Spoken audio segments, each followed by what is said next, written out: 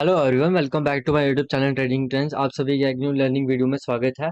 आज का हमारा टॉपिक रहेगा बनेगा चार्ट रीडिंग पे। और आज की चार्ट रीडिंग में आपको समझाऊंगा बैंक निफ्टी का चार्ट कैसे मैं रीड करता हूँ।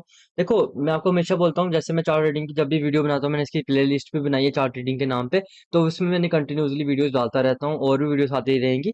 मैं आपको एक चीज हमेशा बताता हूँ कि जब भी चार्ट रीडिंग शुरू करो, पहले नंबर आपने वन डे या वन वीक का चार्ट देखो। वन डे का चार्ट कब देखना है? जब भी डे की कैंडल की क्लोजिंग मिलती है। और वन वीक का चार्ट देखना है जब वन वीक की कैंडल की क्लोजिंग मिली है, लगभग मंडे से फ्राइडे के बाद। जब फ्राइडे को मार्केट क्लोज करता है उसके बाद आप वन वीक का चार्ट देख सकते हो, और वन मंथ का चार्ट देख सकते हो जब मंथ एंड पे मार्केट लास्ट के दिन क्लोज करता है उसके बाद। पर फिलहाल रेगुलर बेसिस पे अगर आप, मैं इंट्राडे ट्रेडर हूँ, इंट्राडे ऑप्शन बायर हूँ, तो मैं वन डे का रेगुलर बेसिस में चार्ट देखता हूँ, वन वीक का भी चार्ट कंटिन्यूसली देखता रहता हूँ। बट जो मेन चार्ट होता है, जो हमें हमारे माइंड में होना चाहिए कंटिन्यूसली, जैसे मैं इस बैंक निफ्टी इंडेक्स को ट्रेड करता हूँ, तो सिर्फ मेरे माइंड में हमेशा वन डे का चार्ट मेरे माइंड में हमेशा होना चाहिए। Important level, important support, important resistance. और चार्ट रीडिंग में सपोर्ट, रेजिस्टेंस, प्राइस एक्शन, उसके साथ साथ candlestick behaviour, price correction, time correction, trend, trend कैसे चेंज होता है, ट्रेंड कैसे आइडेंटिफाई करते हैं, ये सारी चीजें आपको आती हैं। तो मैंने इन पे वीडियोस भी बनाई हुई हैं, वो भी आप जाके चेकआउट कर सकते हो। देखो, मैं आपको वही चीज समझाऊंगा जो मैं खुद प्रैक्टिस करता हूँ, जिसपे मैं खुद ट्रेड लेता हूँ। तो मैं ज्यादातर जो ट्रेड लेता हूँ वो प्राइस एक्शन के अकॉर्डिंग लेता हूँ, चार्ट को समझ के, चार्ट को फील करके, माइंडसेट को अच्छे से समझ के, दूसरे के अगले के माइंडसेट को समझ के मैं ट्रेड लेता हूँ। वही चीजें आपको मैं समझाना चाहता हूँ कि मार्केट के पीछे का राज क्या होता है, सीक्रेट्स क्या है मार्केट के, जो कोई आपको कोई बताता नहीं है। देखो, चलो शुरू करते हैं। देखो, वन डे में अगर आप देखो, बैंक निफ्टी कहीं ना कहीं इसी ट्रेंड लाइन को कंटिन्यूसली फॉलो कर रहा है। अभी 4 जून तक इलेक्शन भी है, इलेक्शन की वजह से हो सकता है, किसी भी रीजन से हो सकता है। बट हमें कैंडलस्टिक बिहेवियर देखना है, क्योंकि मैं इंट्राडे बायर हूँ, इंट्राडे ऑप्शन बायर हूँ। तो मेरे लिए इंट्राडे मतलब मेरे लिए इतना इंपॉर्टेंट नहीं रहता न्यूज का। हाँ, इंपॉर्टेंट होती है। जैसे अभी क्या है, अभी प्रीमियम वही हाई चल रहे हैं, पर इंडिया विक्स हाई है तो प्रीमियम कहीं ना कहीं हाई चल रहे हैं। अगर हम न्यूज ना भी देखें तो हमारा काम चल सकता है, चार्ट को समझ के, प्रीमियम को देख के, उसके साथ साथ वोलेटिलिटी को समझ के। वोलेटिलिटी कैसे समझोगे? जब मार्केट कंटिन्यूसली अनइवन मूव कर रहा है, जैसे नॉर्मल मूव करता है कि भाई अच्छे खासे पोजीशन को अच्छे आराम से प्राइजेशन बनाता है, फिर ब्रेकआउट देता है। बट अभी अगर आप देखो, आज की कैंडल देखो, कंटिन्यूसली मार्केट ने एक 3 कैंडल्स में लगभग 600 पॉइंट की मूवमेंट दे दी। तो अभी वोलेटिलिटी बहुत हाई है, फिर अच्छा खासा पुल बैक दिया, फिर मार्केट ने वापस आज के हाई को क्रॉस किया, फिर आके उसी लेवल के पास आके क्लोज कर दी जहां पर मार्केट ने हाई लगाया था सुबह का। तो कंटिन्यूसली अगर आप देखो तो बैंक निफ्टी इसी चैनल को फॉलो कर रहा है, इसी ट्रेंड लाइन की सपोर्ट लेता है, इसी ट्रेंड लाइन का रेजिस्टेंस लेता है। देखो, जब भी मार्केट इस चैनल के पास आ रहा है, आपके पास दो चीजें होती हैं। इसके साथ से आपको सपोर्ट रेजिस्टेंस समझने को मिल जाएगी, चार्ट रीडिंग में सब कुछ आ जाता है। जब भी मार्केट इसके पास आ रहा है ना, यहाँ पर आपको देखना है कि कंडीशन क्या बन रही है। कंडीशन क्या देखनी है? कंडीशन देखनी है हमने कैंडलस्टिक बिहेवियर। कैंडलस्टिक बिहेवियर को समझना है कि वो हमें क्या बोल रहा है, कि भाई उसमें दम है मार्केट में। जैसे कि हम कल तक क्या परसों तक क्या एक्सपेक्ट कर रहे थे, जब तक ये वाली कैंडल नहीं बनी थी। हम ये एक्सपेक्ट कर रहे थे कि मार्केट यहाँ होल्ड करे, इस शूटिंग स्टार के नीचे क्लोज ना करे, यहीं पर होल्ड करे और इसके बाद ब्रेकआउट दे 49,500 के लेवल के ऊपर क्लोजिंग करे। तो ऊपर वाली साइड की हमें मूवमेंट मिल सकती है, और वो मूवमेंट हमें ले जाती है पहले नंबर 50,000 के साइकोलॉजिकल लेवल के पास। उसके बाद 50,500, 51,000 तक ले जा सकती थी। बट ऐसा होता नहीं है। मार्केट अगले दिन गैप डाउन खुलता है, गैप डाउन खुलने के बाद मार्केट से थोड़ा सा पहले बायर्स कोशिश करते हैं पहले 5, 10, 15 मिनट में, बट सेलर्स कहीं ना कहीं डोमिनेट करते हैं और कहीं ना कहीं नीचे आके क्लोजिंग कर देते हैं। आज अगर आप देखो क्या होता है, देखो ये सारी चीजें आपको मैं समझाऊंगा कलेक्टिवली मैं चार्ट को कैसे समझता हूँ। इसके साथ साथ कंपोनेंट्स को कैसे देखता हूँ, कंपोनेंट्स के चार्ट भी आपको समझाता रहता हूँ, बैंक निफ्टी के चार्ट भी समझाता रहता हूँ। बड़ी मूवमेंट कब आती है? बड़ी मूवमेंट देखो, आप क्या करते हो ना, आप सोचते हो जैसे मान लो लगभग 200 दिन अगर ट्रेडिंग होती है, तो आप सोचते हो कि 200 दिन ही बड़ी मूवमेंट मिले। ऐसा नहीं होगा। 200 में से कुछ 20 दिन ऐसे होंगे जब आपको बड़ी मूवमेंट मिलेगी। उस बड़ी मूवमेंट को एंजॉय कब कर पाओगे? जब आप छोटी छोटी मूवमेंट्स को ट्रेड करोगे, उन पे अपने कैपिटल को प्रिजर्व रखोगे, स्टॉप लॉस छोटे छोटे लोगे, तभी आप बड़ी मूवमेंट को एंजॉय कर पाओगे। बिग मूवमेंट आप तभी एंजॉय कर पाओगे जब छोटे छोटे ट्रेड लोगे। अगर आप हर दिन आपके माइंड में तो साइडवेज मार्केट ही नहीं होता, साइडवेज मार्केट हमारे माइंड में होता ही नहीं है। क्योंकि हमें क्या लगता है कि भाई कहीं ना कहीं बाइंग वाली साइड मोमेंटम मिल जाएगा या सेलिंग वाली साइड मिल जाएगा। देखो, एक चीज आप सुन लो, फ्यूचर एंड ऑप्शन बहुत ही रिस्की चीज है, और आपको इसको बड़ा ही सोच समझ के प्रैक्टिस करने के बाद, कंटिन्यूसली जब आपने 6-7 महीने स्टॉक्स पे प्रैक्टिस कर दिया, उसके बाद अगर आप बैंक निफ्टी शुरू कर रहे हो, वो भी किसी की गाइडेंस के अंदर, जो अच्छी खासी नॉलेज लेने के बाद, और रिस्क मैनेजमेंट अगर आपका नहीं है, तो आप ट्रेडर नहीं बन पाओगे, चाहे जितनी मर्जी कोशिश कर लो। Risk management, money management, psychology नहीं है। ट्रेडर चार्ट से नहीं बना जाता। ट्रेडर आप उसके आप सेटअप से नहीं बन सकते। सेटअप आप कितने मर्जी सेटअप देख लो, यूट्यूब में भर भर के सेटअप बने हैं। इमोशन जब तक आपके कंट्रोल में नहीं रहेंगे, आप प्रॉफिटेबल ट्रेडर नहीं बन पाओगे, कंसिस्टेंट विनर नहीं बन पाओगे। एक दिन पैसा बनाना, 10 दिन पैसा बनाना, 20 दिन पैसा बनाना अलग बात है। कंटिन्यूसली सारी जिंदगी अगर आपको पैसा बनाना है, लॉन्ग टर्म गेम्स अगर सोच के चल रहे हो कि ये मैं इसको लॉन्ग टर्म के लिए लेके चल रहा हूँ कि मैंने इसी से अपनी जिंदगी चलानी है, तो फिर आपको समझना पड़ेगा, चीजों पे काम करना पड़ेगा, अपने माइंड पे काम करना पड़ेगा, आपने आपको शांत करना पड़ेगा। मेडिटेशन कर सकते हो, उसके साथ साथ जैसा भी आपको लगता है कि अपने माइंड को कंट्रोल कर सकते हो, सेल्फ कंट्रोल होना चाहिए। उसके बाद ही आप जाके प्रॉफिटेबल होगे। जब तक आप पैसे को अहमियत दोगे ट्रेडिंग में, आप पैसा नहीं बना पाओगे। जब आप प्रोसेस को अहमियत दोगे, जब आप डिसिप्लिन को अहमियत दोगे, उसके बाद ही आप पैसा बना पाओगे। चलो शुरू करते हैं, इसको लंबा नहीं करेंगे। देखो, समझो एक एक कैंडल को समझो, ग्रुप ऑफ कैंडल को समझो। मार्केट कहीं ना कहीं यहाँ से शुरू करते हैं। मैं आपको हमेशा बोलता हूँ कि हमें उतना ही चार्ट देखना है जितना हमारे लिए इंट्राडे में काम आ जाए। कहीं ना कहीं मार्केट यहाँ क्लोज हुआ है, मार्केट इसके पास होल्ड करता है, एक दो दिन इनसाइड में बनाता है, ब्रेकडाउन करता है और यहाँ पर आ जाता है। कहाँ पर आ जाता है? ट्रेंड लाइन की सपोर्ट के पास आ जाता है। उसके बाद देखो क्या करता है मार्केट, उसके बाद क्या करता है मार्केट, एक रेंज टाइप बनाता है, रेंज बनाता है, अच्छी खासी रेंज बनाता है। कहाँ पर बनाता है? 48,200 से 300 के बीच। और नीचे का जो लेवल होता है, जो रेंज का होता है, 47,500। एक यहाँ पर इसने एक बार टच किया, एक यहाँ पर टच किया, एक बार यहाँ किया और एक बार यहाँ पर ओपन हुआ था। तो इसका कलेक्टिवली मैंने इसको एज अ लाइन ड्रा करने के लिए मैंने इस चीज को एज अ स्ट्रॉन्ग सपोर्ट मान लिया कि भाई मार्केट अगर इसके नीचे निकल जाएगा तो। और ऊपर के लिए क्यों माना? एक बार यहाँ पर मार्केट ने इसको टैप किया, 2 बार टैप किया, 3 बार टैप किया, 4 बार, 5 बार। तो ये जो ऊपर का लेवल है 48,200 से 300, ये इंपॉर्टेंट रेजिस्टेंस बन चुका था इस रेंज का। और ये 47,500 इसका इंपॉर्टेंट सपोर्ट बन चुका था। अब देखो मार्केट में क्या होता है। देखो, गैप गैप्स भी कहीं ना कहीं मार्केट की डायरेक्शन को चेंज कर देते हैं। गैप अप हो जाए या गैप डाउन हो जाए तो समझना पड़ता है, फिर हमें कैंडलस्टिक बिहेवियर देखना पड़ता है। कंटिन्यूसली मार्केट में मैक्सिमम केसेस में तो गैप अप या गैप डाउन ही देखने को मिलता है। कभी कभी होता है कि मार्केट फ्लैट खुल जाए। अब देखो मार्केट क्या होता है, जब भी मार्केट इस रेंज के बीच आ जाएगा ना, अब आपके माइंड में क्लियर होना चाहिए कि अब आप बिग मूवमेंट तब तक एंजॉय नहीं कर पाओगे जब तक मार्केट जब कोई भी रेंज बना रहा है उस रेंज के अपर एंड के पास आके होल्ड ना करे, या लोअर एंड के पास आके सस्टेन ना करे, या इस रेंज के बाहर एक दिन की कैंडल क्लोज ना करे, या इस रेंज के बाहर मार्केट यहाँ एक दिन क्लोज करे, अगले दिन 15 मिनट का जो प्राइजेशन बनाए, बुलिश बनाए, तब तक आपको बड़ी मूवमेंट नहीं मिलेगी। तब आप 1000-1500 पॉइंट सोच रहे होगे, तो वो एक्सपेक्ट नहीं करो तो बेस्ट रहेगा। उसके साथ साथ आपको कलेक्टिवली ओवरऑल करेक्टर समझना पड़ेगा उस टाइम का। अब जब तक मार्केट इस ट्रेंड लाइन के अंदर है, आप 1000-1500 पॉइंट की मूवमेंट एंजॉय कर ही नहीं पाओगे। नहीं कर पाओगे? क्यों नहीं? क्योंकि जब भी मार्केट आप कहीं देखोगे, जब मार्केट कहीं ना ब्रेकआउट दे रहा है, कहीं ना कहीं उसके पास सपोर्ट है, कहीं ना कहीं उसके रेजिस्टेंस है, कहीं ना कहीं उसके पास रेजिस्टेंस है।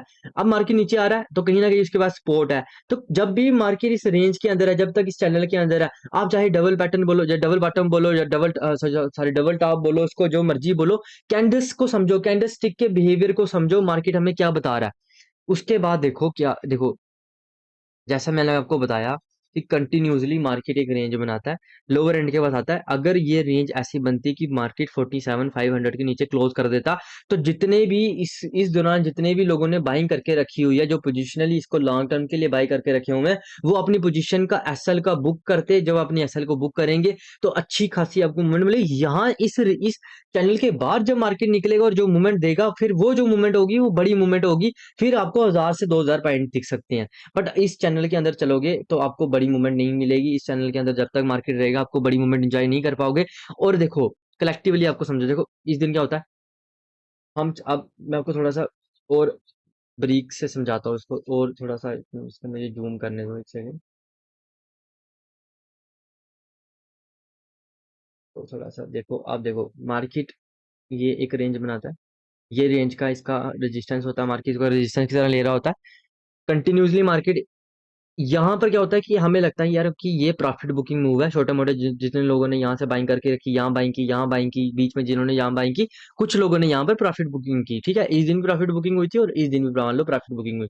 अगले दिन अगर मार्केट यहाँ पर ग्रीन कैंडल बना देता तो मार्केट की कंडीशन अलग बनती, हमारा माइंडसेट अलग होता, हमारा जो व्यू होता मार्केट को लेके वो अलग होता उस टाइम पे। बट क्या होता है कि मार्केट कहीं ना कहीं सस्टेन नहीं करता। जैसे ही अगले दिन मार्केट गैप डाउन खुलता है, बायर्स कोशिश करते हैं लेने की ऊपर, ये विक क्या बता रही है कि बायर कोशिश करते हैं लेने की, पर नहीं ले पाते, सेलर डोमिनेट कर देते हैं। वो चीज जब हम मल्टीपल टाइम फ्रेम एनालिसिस करोगे तब जाके आपको पूरी चीज क्लियर होगी, आपका माइंडसेट समझ आएगा। और उसके बाद देखो कहीं ना कहीं जो मार्केट कहीं ना कहीं इस 2 दिन में जब गिरता है, जब ये फेल हो जाता है, ये जो मार्केट ने यहाँ पर एक टाइप का एक सपोर्ट बनाई थी, सपोर्ट की 49,000 का साइकोलॉजिकल लेवल एज सपोर्ट की तरह लेयर था, उसको फेल करता है मार्केट, यहाँ पर आके नीचे गैप डाउन खुलता है, गैप डाउन खुलने का एक पुल बैक लेता है, पुल बैक नहीं, पुल बैक फेल हो जाता है, सेलर डोमिनेट कर देते हैं, नीचे ले आते हैं। पहले जो इसको आपकी सपोर्ट मिलेगी कहाँ मिलेगी, 48,200 से लेके 300 के बीच एक सपोर्ट जोन है, तो यहाँ पर इसको सपोर्ट मिलेगी, तो आप यहाँ पर बिग मोमेंटम कैसे सोच सकते हो। तो आपके माइंड में कहीं ना कहीं ये आना चाहिए, अगर आपने यहाँ ट्रेड दिया है तो ये एज अ सपोर्ट के एक्ट करेगा, यहाँ पर जब भी मार्केट रुकेगा आपको एग्जिट करना पड़ेगा। अब आपको समझ आ रहा है कि वन डे का चार्ट इतना इंपॉर्टेंट क्यों है।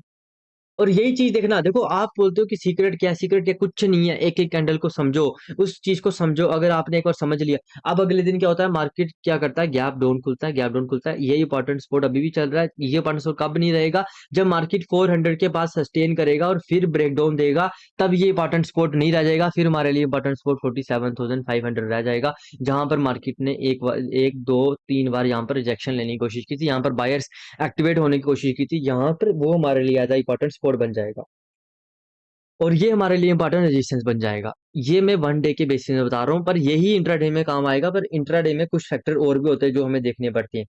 ठीक है, चलो जहां तक मैंने आपको थोड़ा सा सुनाया, कहीं ना कहीं आपके माइंड में थोड़ा थोड़ा चार्ट आया होगा। अब क्या होता है, मार्केट गैप डाउन खुलने के बाद अच्छी खासी बाइंग कैंडल बनती है, लगभग 3 बाइंग कैंडल बनती हैं जो मार्केट को ले आती है 600 पॉइंट ऊपर जाए। मैं आपको 5 मिनट में चार्ट में समझाता हूँ। देखो वन डे का चार्ट में आपको क्लियर हो गया। अब वन डे के चार्ट में इंपॉर्टेंट लेवल कौन सी है, नीचे के लिए 48,200 से लेकर 300 का जोन, ऊपर के लिए जो इंपॉर्टेंट लेवल है वो है 49,000। अगर मार्केट इसके ऊपर क्लोज करता है तो हमारा व्यू क्या होगा, फिर हम थोड़े बुलिश हो जाएंगे। अगर मार्केट इसके नीचे क्लोज करता है फिर हमारा व्यू थोड़ा वीरिश हो जाएगा। सिंपल चीजें हैं। बट टोटली बीरिश कब होगा, जब हमें बिल्कुल बड़ी मूवमेंट मिलेगी, जब यहाँ पर सस्टेन करेगा और फिर ब्रेक डाउन देगा। यहाँ पर जब अगले 15 जी मान लो एक दिन यहाँ क्लोजिंग करता है वन डे की चार्ट पे, और अगले 15 दिन पे जो 15 मिनट का टाइम फ्रेम बनेगा वो बीरिश बनेगा, जो प्राइजेक्शन बनेगा वो बीरिश बनेगा, हाई क्रॉस नहीं करेगा और लो को ब्रेक करेगा, तो यहाँ पर हम जो एंट्री लेंगे फिर उस ट्रेड को होल्ड करेंगे, यहाँ आपको बड़े पैसा बन सकता है। इस चैनल के बीच आपका बड़ा पैसा नहीं बनेगा। और इस ये ट्रेड आपको 200 दिन में से 20 दिन ही आपको समझ मिलेंगे, रेगुलर बेसिस में आपको ऐसे ट्रेड नहीं मिलेंगे। अब चलो 5 मिनट में आ जाओ। देखो 5 मिनट में जैसे मैंने आपको बताया, 48,200 300 हमारे माइंड में इंपॉर्टेंट रेजिस्टेंस की तरह काम कर रहा है। उससे पहले मैं आपको ये चार्ट समझाता हूँ। ये जो दिन है, इस दिन बनी थी मार्केट ने, इस दिन वन डे में शूटिंग स्टार बनाई थी, और ये अगले दिन उसके बीच होल्ड करता है, लगभग इनसाइड बार टाइप कैंडल बनती है।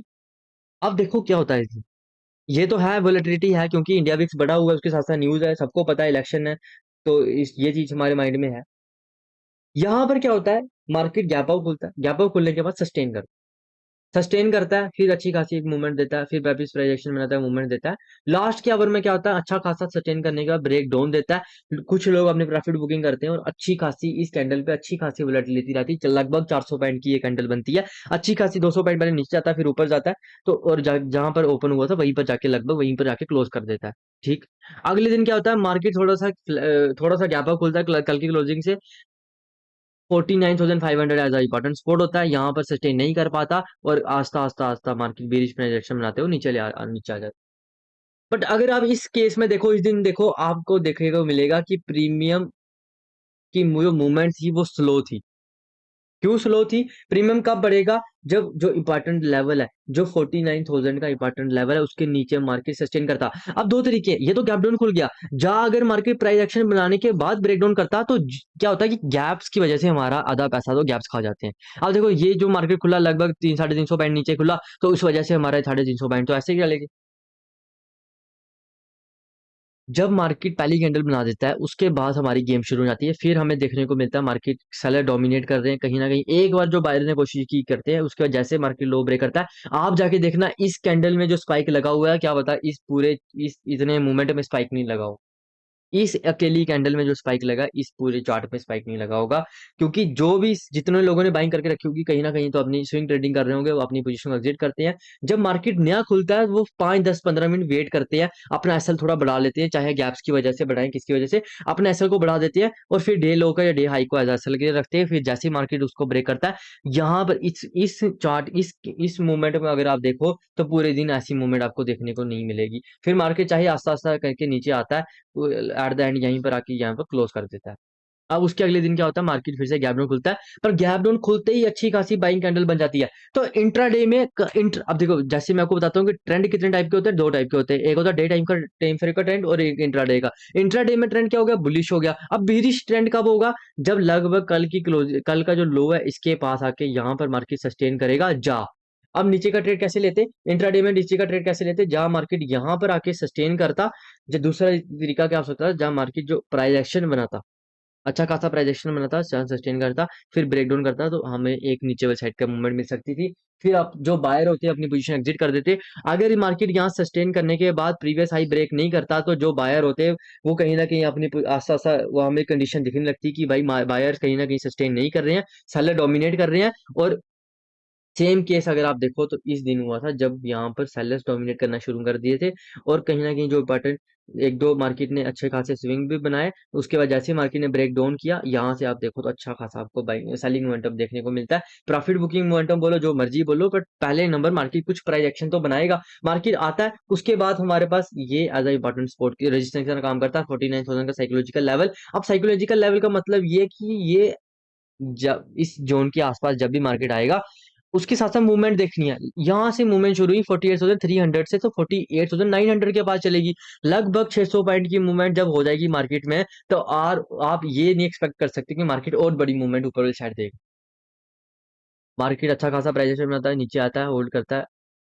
यहाँ पर मार्केट फिर से जब सस्टेन करता है, यहाँ से मार्केट एक पुल बैक लेता है, पुल बैक लेते लेते आस्ता आस्ता मार्केट ऊपर चल जाता है। अगर ये नॉर्मल डे होता तो फिर हम इसको ट्रेड कर सकते थे, पर प्रीमियम बहुत हाई चल रहे थे। उसके साथ साथ इलेक्शन का वीक है, तो ये लास्ट वीक है, क्योंकि अब 4 जून का इलेक्शन का रिजल्ट आ जाएगा, तो इसलिए आज हमने ट्रेड नहीं ली।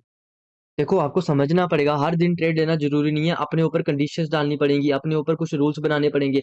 आप रूल्स के बिना ट्रेडर बन ही नहीं पाओगे, फिर जो आप ट्रेडिंग करोगे वो आपको एट द एंड लॉस में ही रहोगे। क्योंकि क्या होगा, एक दिन ऐसा होगा कि आप रिस्क मैनेजमेंट फॉलो नहीं कर रहे हो या कोई गलत ट्रेड ले लो, उसकी वजह से आपका पूरा माइंडसेट खराब हो जाएगा। फिर उस ट्रेड को रिकवर करने के चक्करों में आपकी कैपिटल वाइप आउट हो सकती है।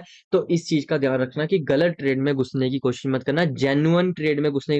देखो, लास्ट वाले ट्रेड अगर जेन्युइन नहीं है तो कोई लास्ट वाला ट्रेड अगर जेन्युइन है और प्रॉफिट वाला ट्रेड जेन्युइन नहीं है, तो कोई फायदा नहीं है, चाहे आप पैसा बना लो। बट अगर आपका लॉजिक सही नहीं है, आपको माइंड क्लियर नहीं है चार्ट, तो कोई फायदा नहीं है ऐसे ट्रेडिंग का, उससे अच्छा छोड़ दो तो ज्यादा बेटर रहेगा।